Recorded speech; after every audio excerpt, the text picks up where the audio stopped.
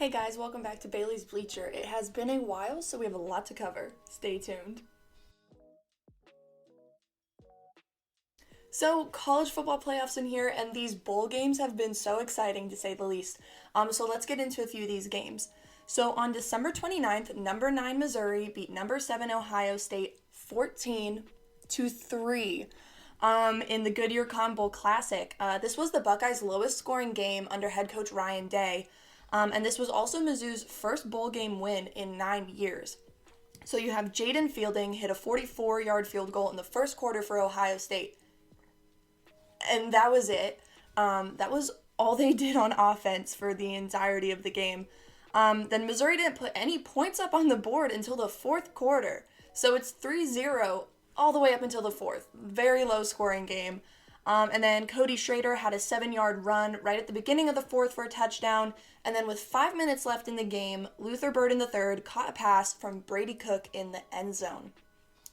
Schrader ended the game with 128 rushing yards, and he broke the Missouri single-season rushing record with 1,627 yards.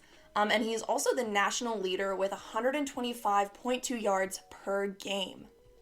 So then on the 30th, number 6 Georgia beat number 5 Florida State 63-3 in the Capital One Orange Bowl game, which is literally insane. They became the first school with back-to-back bowl game wins by at least 40 points because last year they beat TCU 65-7. So these bowl games seem to be where the Bulldogs just genuinely thrive. Kendall Milton had 104 rushing yards with 2 touchdowns to lead Georgia. The Bulldogs scored majority of their touchdowns in the second quarter as they had 35 of their 63 points in that time. So what I loved most about this game, though, was not just the score. It was watching Georgia's coordinator, Will Muschamp. He got to celebrate his son's first yard run during the game in the QB slot. So Jackson Muschamp had a 14-yard carry to get the first down in the fourth quarter, and just the excitement that his father showed was just awesome. Like, you could tell how proud he was. The team was hyping him up around him. So I think that was, obviously the win was great, but like that was kind of a cool experience, like getting to coach your son and seeing him thrive really in the game. Then another game from the 30th was the Barstool Sports Arizona Bowl, and that was between Toledo and Wyoming. I believe that Barstool started sponsoring this bowl game in 2021, but don't quote me on it unless I'm right, because there's a good chance that I am, but there's also a really good chance that I'm not. But this game was very low scoring, but it was also still exciting either way. It ended up with Wyoming winning 16-15 after a fourth quarter comeback. They were down 6-15 going into the fourth, and then they got a nice little 1-yard rushing touchdown. And then with 1 second on the clock, John Hoyland hit a 24-yard field goal for the win. Now, the 3 games that I want to talk about the most are coming up, but let's talk about the other games that ended up happening on January 1st. So, number 13, LSU beat Wisconsin in the ReliaQuest Bowl 35-31, which I feel like was expected, but that's at least my thoughts on it. I don't know what anyone else was thinking, but you have 13 ranked versus unranked, you know what I mean? So LSU came back in the second and third quarter, actually, after being down by 14. LSU recorded 5 sacks on defense, with 3 of them being 3 plays in a row, which is pretty cool. And then quarterback Garrett Nussmeier threw for 395 yards to get that win. Then number 21, Tennessee dominated number 17, Iowa, 35-0 in the Cheez-It Citrus Bowl. Some of the highlights from this game included James Pierce Jr.'s 52-yard pick six. Quarterback Nico Emiliava passed for 152 yards, and then Dylan Sampson had 133 rushing yards. So Iowa didn't really have any stats to put out there because they literally did not score. Now, the 3 games that I want to talk about include the Oregon-Liberty game, the Alabama-Michigan game, and then the Texas-Washington game. So for me, I've been an Oregon fan since I was a child. I have no idea why, but that's always been my number one team no matter what sport it is. Then Michigan actually became a love of mine 4 years ago, I would say, but actually because of their hockey team, and then that kind of ended up pouring over into their football team after that. And then with the Washington game, it's always a good game to watch, but I'm not really a fan of them. But anyway, so Oregon. Number 8 Oregon beat number 23 Liberty 45-6 in the Verbo Fiesta Bowl game. My boy Bo Nix threw for 5 touchdown passes in his final career game as a Duck.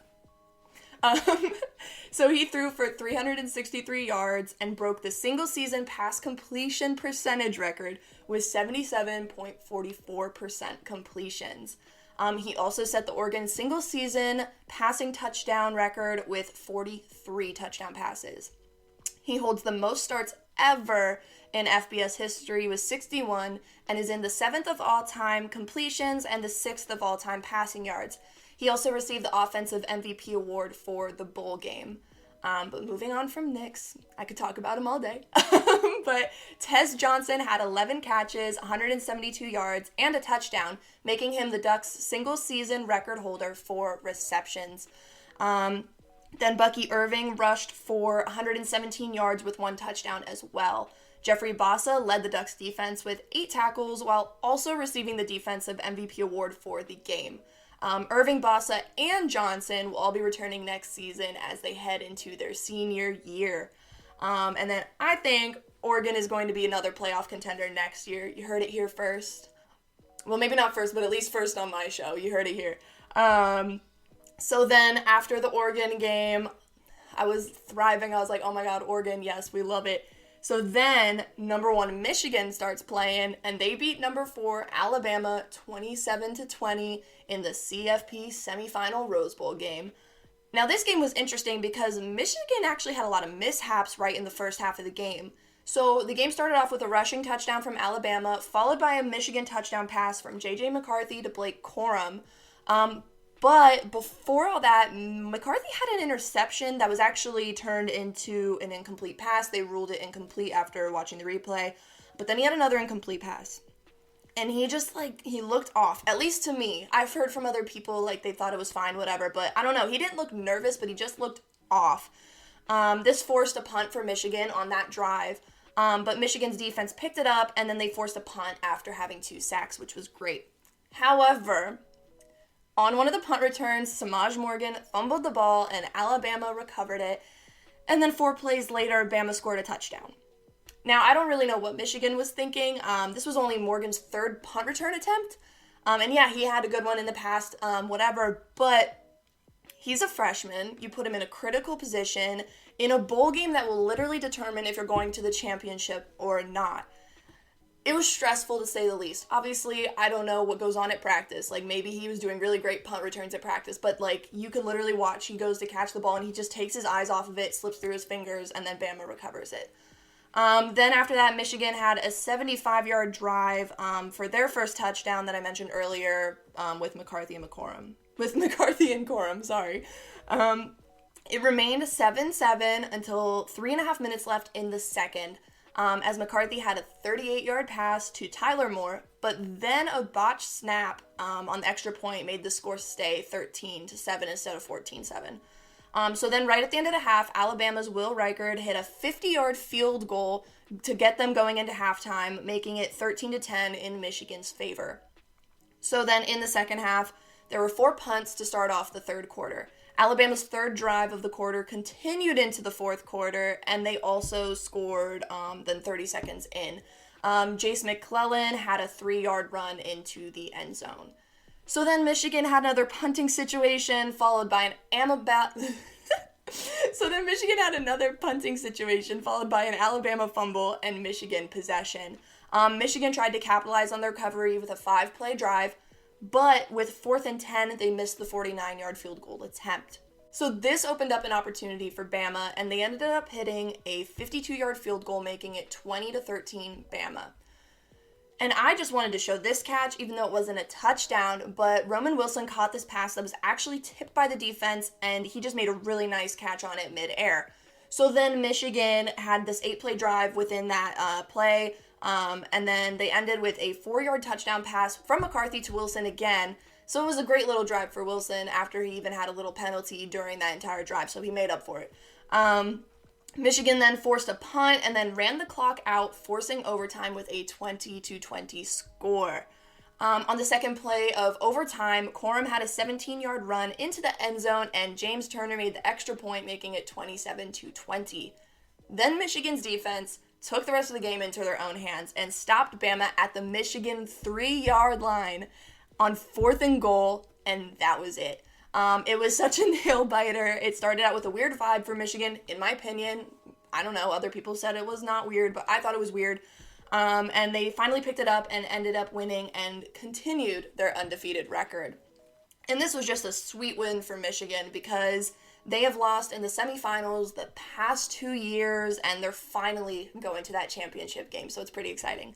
McCarthy ended up with the Offensive MVP award for the game as he had 221 passing yards with 3 touchdowns.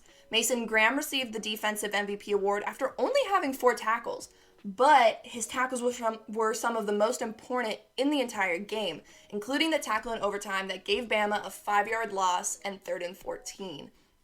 So Corum then ended his career as a Wolverine with 56 career touchdowns, which is a new Michigan record. And he also holds the single-season record for the most points scored. There was actually a little controversy on Twitter, Instagram, whatever, on if McCarthy or Corum should have gotten the Offensive MVP award, but both equally contributed to the win. But without McCarthy, Corum wouldn't have any stats. So in my opinion, it goes to McCarthy. It usually goes to the quarterback, I feel like, anyway, in that situation. So Michigan game over, and then we finally have number 2 Washington versus number 3 Texas in the All-State Super Bowl. And I'm going to be honest, I only watched part of this game. I went to sleep shortly after the game started. But the Huskies beat the Longhorns 37-30. Michael Penix Jr. Passed for 430 yards and 2 touchdowns, and then Dylan Johnson rushed for 24 yards with 2 touchdowns. Rome Odunze had 125 receiving yards, and then Jalen Polk had 122 receiving yards with 1 touchdown. Eddie Ulfoshi led the defense with 7 tackles. So Washington opened up with the scoring with a touchdown from Johnson, and then Texas followed with a 5-yard run from Jadon Blue. The next 2 drives were both punts, and then Washington got the ball ending the first quarter. Early in the second, Johnson had a 1-yard run for a touchdown after a 9-play drive. Washington then forced a punt, but there was a fumble on the return, so the Longhorns were able to recover, and they got a touchdown in a 3-play drive. Then later in the quarter, Penix threw a 29-yard touchdown pass to Polk, and Texas followed with a 10-play drive for a touchdown, tying the game at 21 to end the first half. So then the second half opened up right with a Huskies touchdown with a 19-yard pass to Jalen McMillan. Then during the Longhorns drive, Braylon Trice forced a fumble, and the Huskies got into field goal position.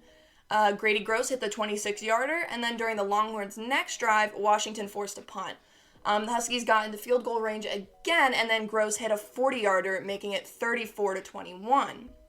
So they have a little lead going, right? Then 10 plays into the fourth quarter, a 1-yard Texas touchdown pass happened. But Washington followed up with another field goal on literally the next drive. So the Longhorns then answered with a field goal of their own, and the score was 37-31 with the clock winding down.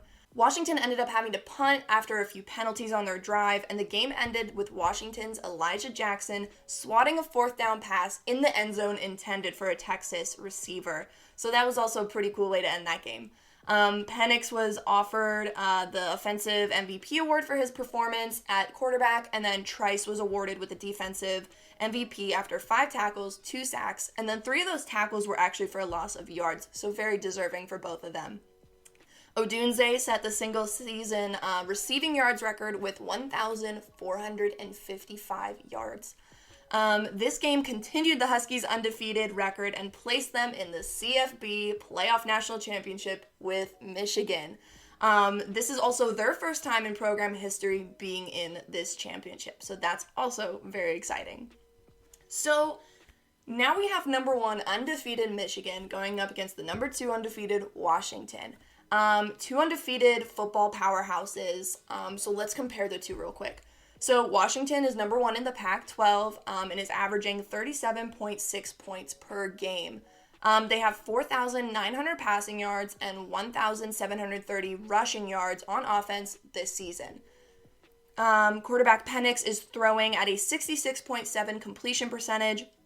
And then he has Udunze with 1,553 receiving yards. So you have quite the duo right there.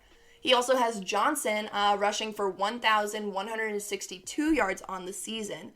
Dominique Hampton also has 93 tackles on the season, with Olfocio following with 90. And so the defense then also has 21 sacks combined. So good offense, good defense, right? Then Michigan is number 1 in the Big Ten and is averaging 36 points per game. They have 3,065 passing yards, and then they have 2,233 rushing yards on offense this season. Quarterback McCarthy is throwing at a 73.2 completion percentage, and he has Wilson with 735 receiving yards, and then Corum rushing for 1,111 yards on the season. Again, strong offense, right? Then Junior Colson has 89 tackles on the season, and the defense has 39 sacks combined, which is quite high. So you have two teams with very similar numbers, and if the numbers aren't similar, it's because they're making up for them in different aspects of the game, right? So each team has been playing in a very competitive league, and I feel like if you break down every single stat on a sheet of paper, it's kind of hard to pick a clear winner, right? Like Washington is leading in passing yards, but then Michigan is dominating in rushing yards. Kind of cancels each other out, right? But these teams just have different strengths. And both defenses then are super powerful, and I feel like, honestly, you can say that this is anyone's game. But I will be putting my money on Michigan. I just think the McCarthy and Corum duo is going to outscore Penix and Udunze. I could be wrong, obviously, but that's just what I'm feeling. So it'll definitely be an interesting game to watch tonight, and I think it's going to be super exciting, and it's probably going to be a nail-biter. So now let's get into some quick notes before the end of the show. So Georgia's senior class is graduating with a 50-4 record. That's the most wins in a 4-year time span in college football. And then Iowa's Tory Taylor broke the record for the most punt yards in a season.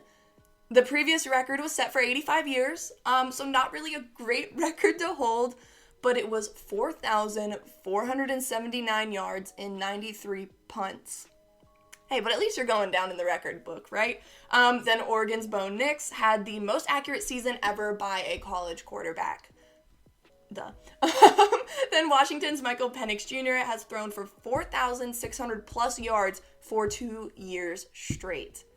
That's all I have for quick notes. That's all I have today for Baylee's Bleacher. I hope you guys enjoyed the show, and I will be back very soon with my thoughts on the Michigan-Washington game that is happening in a few hours from now. Go Wolverines, right?